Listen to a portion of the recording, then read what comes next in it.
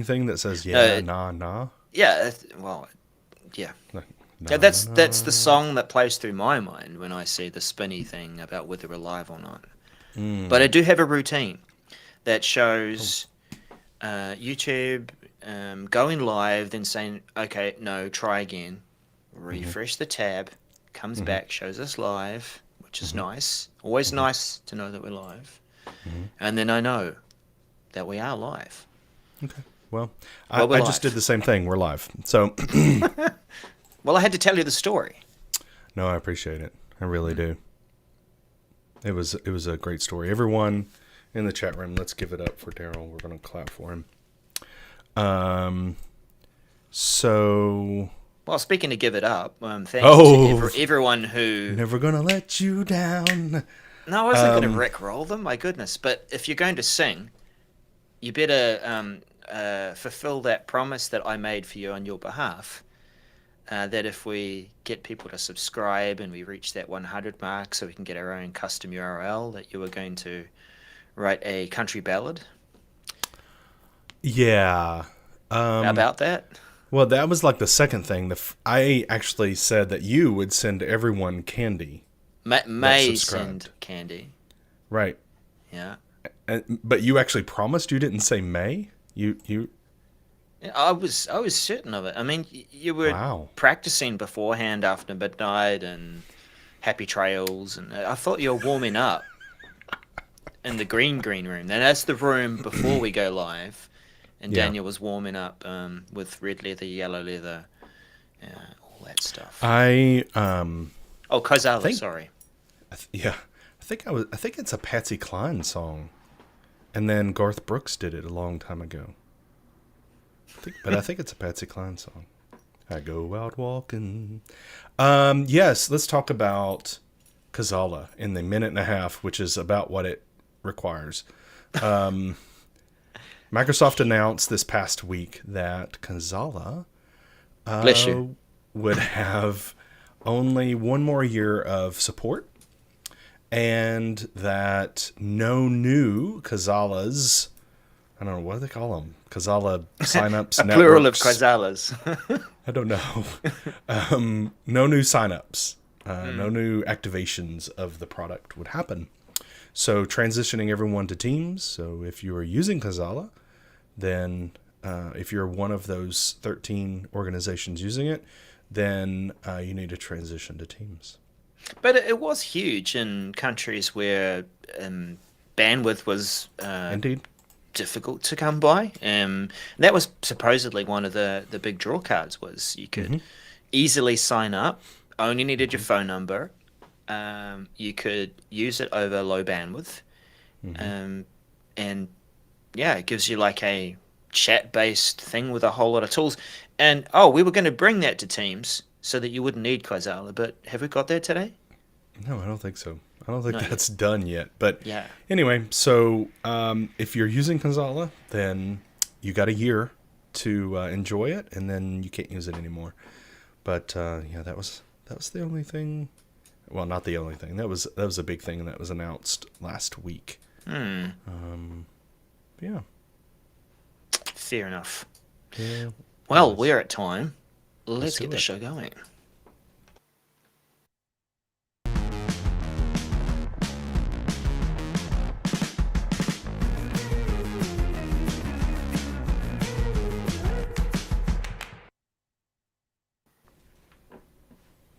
Hello, everyone. Welcome to the 365 Message Center show. I am Daniel, and that over there is Darrell, and this is episode 252. This is all about, well, it's not all about. Our headline, our main topic that we're highlighted is introducing the adoption score, which is it really an introduction? We'll get to that.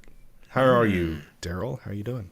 Well, after that voice bait, because it's not clickbait, people are listening, people are watching. Yeah, yeah, I'm good. I'm looking forward to talking with you about the adoption score, among other different messages and things that are happening. Um, but yeah, I'm good. That was a long response. Fantastic. Yeah, just a small tidbit. Sandy in the chat room says, and I'll edit this out of the audio part, but Sandy in the chat room says, both Daniel again. So there's a story behind this. We won't go into too deep. It's just because basically Darrell left and came back in, and he didn't change his name thing, and it takes the name of the last person that joined. So now it's fixed. Thank you so much, Sandy, for pointing that out. And that's 2 demerits for Darrell. Hopefully he doesn't get another one, because there's detention afterwards if he gets another one. And what do? I write lines about I must not be Daniel. I must not catfish Daniel. Right.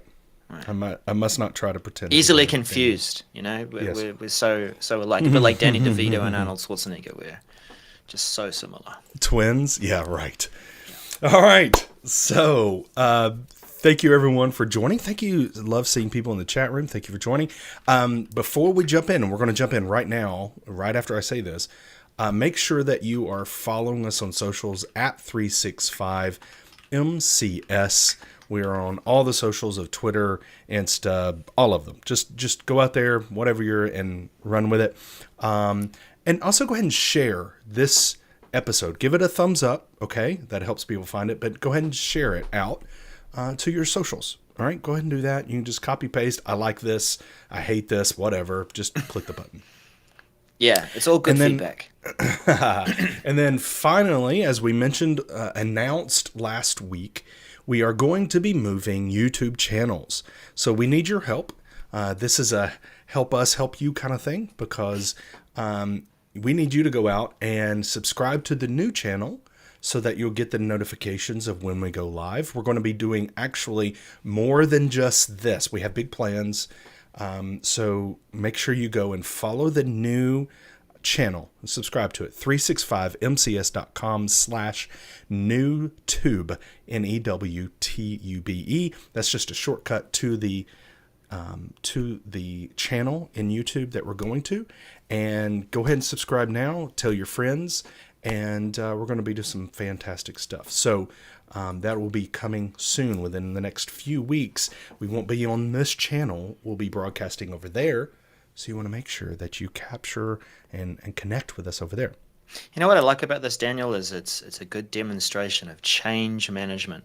We're repeating the message. We're trying to give you an incentive. We haven't got a champions group, although we could say that those who are regulars in the chat and that do watch us live are our champions. So go out there and tell people. We're not going to do any leaflet drops on people's desks. We or posters could in the make elevator. Muffins and put our faces on them or not. That might not travel well. But yeah, change management. That's right. So here we are. We're going to jump into our messages as promised. So first up is, I'm actually excited about this one, Darrell, because this one is live translated captions in meetings and calls, MC420049. This kind of sounds like, oh, this is live translated captions. Okay, great, cool. Translated captions. This means live, as you're in a meeting, watching a presentation, whatever, it's going to translate to your language. Okay, so if maybe you speak the language that is being presented in as a second language or even a third language, you can choose your first language. Maybe get a little bit more insights as to what's going on with the presentation. So the list of spoken language That's impressive. It's very impressive. And then the list of translated languages are listed there. I'm not going to go through them, but What's it the is difference, pretty impressive. Daniel? Translated versus supported translation languages, or spoken versus translated? There is some differences. However, it is anyway. We'll let the people look at it, but it is pretty different on what is supported, and things like spoken supported languages. One thing that we're near and dear to our heart. There's actually an English US, an English Canada, an English India, English UK, English Australia, and English New Zealand. I don't know. Maybe if you select the person is speaking English Australian, for instance, and you've got English as what's translated to. Maybe when they say good day, maybe it's going to say hello or something. Yeah, don't know. I think that's what I meant by differences. That Yeah. the spoken languages, that the cognitive service that listens to that spoken language has been trained to understand a bit about the accents and little twangs or whatever, and Maybe. it can take that and translate it to these other languages that may need to be displayed on the screen if that's how you want to receive Yeah. it for And captions. and all kidding aside, I mean this is really very useful functionality here for making us more productive and not trying to remove that language barrier. So this will be rolling out worldwide and GCC Government Cloud mid-September through early October, and then GCC High and DoD will be after. It will be mid-October through early November. So shortly, all clouds pretty much getting this by the end of October, early November timeframe. Again, I think this is great for those, even for organizations that may be based in one country. There may be some people in your organization that just speak that language as a second language or something, and it would be great for them to see, hear and see and be able to understand more clearly. So I'm really looking forward to this so I can understand all those Canadians I meet with on a regular basis. Yeah, that was a joke. Darrell, I mentioned before the introducing of this score thing. Is it really an introduction? I can't wait to hear your take on this. Yeah, this is M365 Admin Center. So an update to the Admin Center introducing Adoption Score MC419812. Yeah, is it new? Well, what is clear as you get into the message is that it is a evolution of the productivity score. And I think if you read into the blog post, which is mentioned in the message, there's a nice link through to that. The trouble with the productivity score was that it wasn't launched. There was some sensitivity around how it was launched. Initially, you could drill down to see the productivity activities of individual people, and that was quickly turned off and anonymized, a bit like Viva Insights. But you could say the damage was done in terms of how it appeared to the public. The name remained, so productivity score also didn't give a good impression in terms of, oh, you're measuring my productivity, or you're measuring the productivity organization, not sending enough emails. So there was a lot of misunderstanding around how this service was used and also who had access to it. Sadly, some people in the community also blogged and did videos about it with the whole sort of fear, uncertainty, and doubt, scared people to get clicks. The service itself is useful. It's just it was the launch was not great. So on to the evolution of it. Adoption Score is a more appropriate name. It is still at the moment the same service with one change, that they have extended the stats, and they're calling this what is it called? I think it was timeline or something. Oh, trends, right. So I will just flick over to it, Daniel, because it's always easier to see and chat a bit about the actual thing that we can see. Adoption Score, you'll find it in the Admin Center and in reports. You can open up Adoption Score and view that there. So it's already live in My Tenant and probably in most places. It is something that you can access if you're an admin or if you have certain roles as well. So if you're a global reader, you've been permissioned to read the reports within the M365 Admin Center, that you can see this.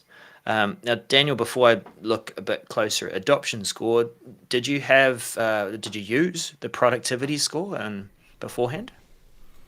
Yes. But I would say for me, it wasn't very proactive as look at this all the time, trying to figure out, what's going on. but it is always good to see, are people using tools, and are they engaging and such. So that was part of the story, and what we told our customers, and what I told my friends and family, was to use it as part of that engagement, or understanding engagement in the organization. The score trend of different services, we know we've got security score. This was part of the same kind of thinking. The idea was to measure key things around people experiences. So that's my experience, or how I'm using certain tools in communication, in collaboration, content, teamwork. And then there's also an aspect of the technology experience. So how am I experiencing it based on the reliability of services? So this was still part of a productivity score for a while. If we go into like the communication side of things, what we do see is this new ability to see further back. What was, I believe it was 28 days or 30 days. Now we can push it right through to 180 days and see trends from across a longer period of time. We do see a peer benchmark just to see how we're tracking against other similar tenants and verticals. Again, that's just giving you a mark to say this is where you might want to be. But getting into the trends, or rather the advice itself, this is just at an organizational level. It's taking a look at some things about how I'm communicating. So down here, explore how your org communicates. The interesting thing, over the past 180 days, this is how many times I've used @mentions within this demo tenant. And so it's measuring that to see, am I using this feature to be able to call people out and get more attention from them on an email, and improving that communication. If it measures that up, it also has content that you can review and potentially send to your people as a quick way of improving adoption of this particular feature. So this is a video in the support.microsoft.com webpage, and you can take and send that out. So I would say Daniel, it's a bit like a really light touch way of addressing adoption. That if you're a busy admin, you don't have someone who's helping you out with training and user adoption, maybe you might want to look in here occasionally based on your organizational goals, and send out some of these tips, and you've got data to support how people are actually using this in terms of their behaviors. Mm-hmm. Yeah, I think it's I feel like an application to that whole maturity model concept that Microsoft had for a while, of how mature is your organization? What is adoption looking like? Are people still using email versus using the better tools like Teams or Yammer to have conversation around announcements, and what is it looking like for your organization? So I think it's good. Don't be scared of this. Look at this and enable your organization with data points of how you're doing, and where you might see some improvement. And from an IT admin perspective, empowering your adoption people, those change agents, with the tools and the information, and maybe get yourself a kudos. But that's not why we're in this. We're in this to help our organization, but here it is, helping them understand what these scores mean as well. Definitely. Mm-hmm. So as I said, it is available now. If not, it's a day or two away, and you know where to find it. Just check out the blog and some of the docs.com advice that's available here about how that works. But they really want to labor the point too, that this data is not available to everyone or to managers. It is to people who have the appropriate role to access it. So if it's admins, great. I suggest if you do have someone in the adoption space, that you would give them a reader role so that they might be able to use this for generally larger advice. Yeah. Indeed. All right. Next up, we have talked about this product a lot in the past month or two. So upcoming changes as we prepare, we Microsoft, not we Darrell and I, as we prepare for transition from Stream Classic to Stream on SharePoint, MC 419387. This is laying out the timeline as to when things are going to change. So first off, they're turning off the ability for new clients to have Stream Classic. So to be honest, I thought they should have maybe done this a long time ago, but here we are, and that's fine. Here we are. It's great. So for new customers, you won't be able to use Stream Classic.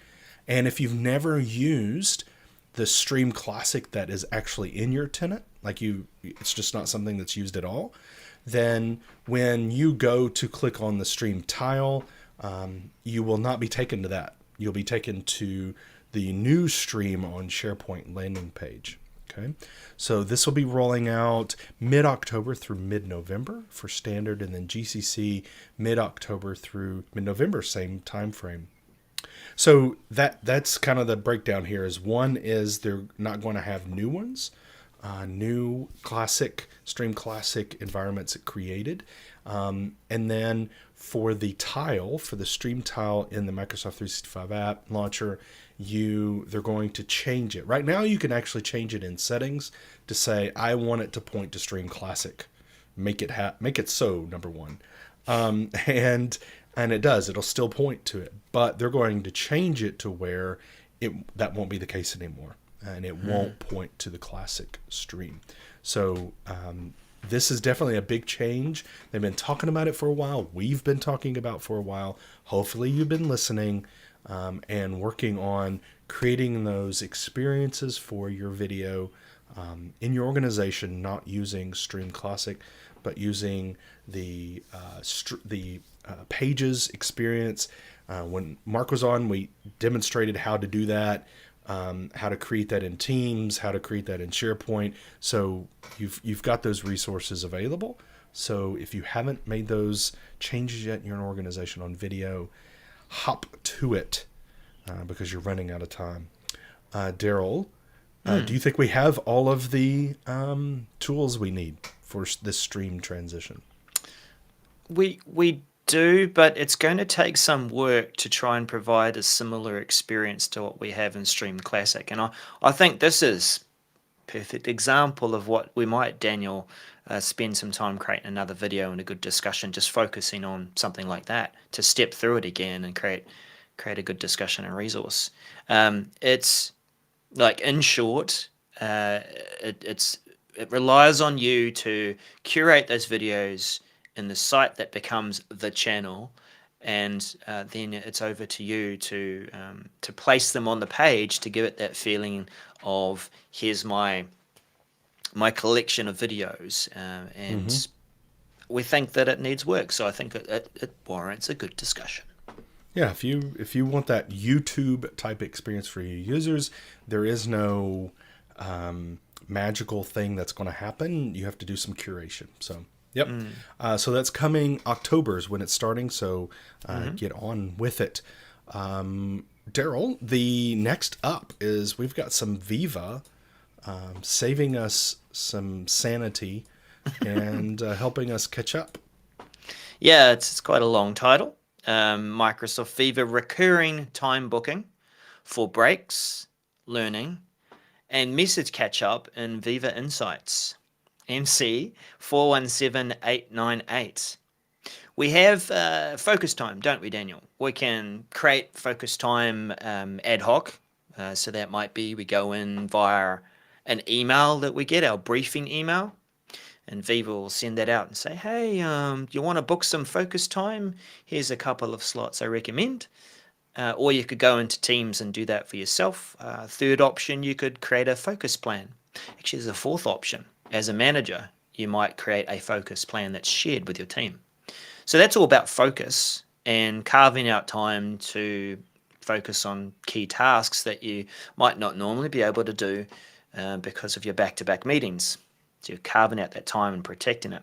Well, it looks like Microsoft want to purpose that for other labels of different types of focus time. Deliberately taking a break. So this could be that you're scheduling a lunch break and using Viva Insights to do that. That you're scheduling time to learn, to increase your skills, to do, use a course. Maybe using Viva Learning if that's available to you and jumping in there. Or message catch-up time. It's good to have these kinds of prompts, and we don't have any screenshots to really show what this looks like, not even in additional information yet. But yeah, I think it's good to have these pieces of time within our day to be able to focus and get things done, rather than leaving it up to chance or for someone to eat that time up with something else. But Daniel, what do you think this is going to look like within our calendars or booking these new types of focus time? Yeah, I don't know. I mean, really, for me, I would like for it to be like a tiger. Okay. And I want it to bite anyone who tries to book over top it. Like, I want it to reach out and smack them and say, listen, Yep. do not book over this. So whatever we can make that happen to where, I have book time and it constantly gets, booked over top. Not just from my internal company, but inside my company, but also external. But it is a struggle to protect it, as we all know, I think. So how can we best make this to where it really is protected? And because that's what this is about, is trying to protect ourselves from getting double booked and triple booked, and then but also protect free time so we can actually focus and do things like message catch up. Yeah. I tried to book that time in on either side of an important meeting, so if there might be any kind of follow up. But the goal of this service is just to do it for you and to make sure you've got that time. So yeah, we don't quite know what this looks like, but we do know that it should be rolling out nowish because it's late August, very late August, and expect to be complete in mid-September. So perhaps we'll start seeing that this week. Check in your Viva Insights. Check in the Protect Time category or tab within Teams, and you might find some new options there about the different kinds of time that you can book in a reoccurring fashion. Moving along to... Ooh, what's this? Looks like we can do something with downloads in Teams. Yes, sir. You read that correctly. Custom download location for files in Teams, MC420059. So right now, when you go and try to download something from Teams, whether it's an image or audio or video or whatever file you want to download it automatically throws it in your downloads folder. Okay, that's fine, but sometimes people want to handle this differently. Maybe they want to put it in a place that is automatically backed up with OneDrive, for instance, on their desktop or My Documents. So this is going to allow for you to do that. In early September rolling out, expected to be completed by late October. This is a setting in Teams where you can say, I want all my downloads to go to this particular location. You can also set the toggle to say, I want to be asked every time. Ask me where I want to save the file every time. So if that's you, and sometimes I feel like that for me, I want it to ask me every time. But others, again, I might just want to throw it in my documents so that it's backed up by OneDrive. Now, there's some things to be said here about if I'm downloading from Teams, that means the file already exists somewhere in SharePoint or OneDrive. And then I'm going to then download it in OneDrive again. But I'm not gonna go off on that tangent. But if that's something you want to do, then you'll be able to do that, or just toggle it to say, "Hey, I keep my files organized. Please ask me every time so that I can do that." Well, Yeah. It's going to let you do that. I think the second one about asking where to download is a good option. But yeah, you're right. We're assuming as one option people will choose OneDrive. But I want to keep my own personal copy when I'm downloading this, and get out of sync with everything else that's been created. Right. Right. Yeah. Yeah. I mean, there's some legitimacy there. I mean, sometimes, hey, do you have a template for blah, blah, blah? Yeah, here it is. Well, I want to download it to my OneDrive so I can make it my own to do things, whatever, and make it to whatever. Okay, that's a valid reason. Now, is there other ways to do that? Yes, we're not going to go. This is not a session for everybody of how to use the tools to templates and all that. But is there other ways? Yes. But so there's some valid concepts here. Yep. Yeah. Good to see it though. It's one of those things where we've got used to it in all sorts of different places. Yeah. Teams now too. Well, that was the week. I know there was more, and there is always more these days in the message center. We do tend to avoid the updated messages unless it is something that arrived and then got updated the very next day. We haven't addressed it yet. And we don't necessarily dive into a whole lot of deep admin things. We want to try and create awareness around user experience, productivity, some of the collaboration aspects of things. But the whole goal of the show has always been to create awareness of the message center, to help you to get that desire to look at it and keep across change within your organization. So Absolutely. Good to spend time with you today about that. And make sure you go out to our new channel. We'll be firing that up very, very soon where we're going to be posting new content there as well as streaming every week. So make sure you go and subscribe, 365mcs.com/newtube, and register or subscribe there so that you'll get notifications. We'd love to have you over there so we can continue this community. Feel free to share that channel out. Right now, it's just got a few videos. We know we're building it out. Bear with us. We're not going over there just yet, but we will soon. Yep. We will start advertising a date, but right now we're just creating general awareness as good change management. That's right. I'd love to see you out on social. We are 365MCS on Twitter, Insta, Facebook, LinkedIn. We'd love to see you out there sharing this episode and making comments. Love to engage with you. So please do that. All right. Well, until next week. See you again soon. Bye, everybody.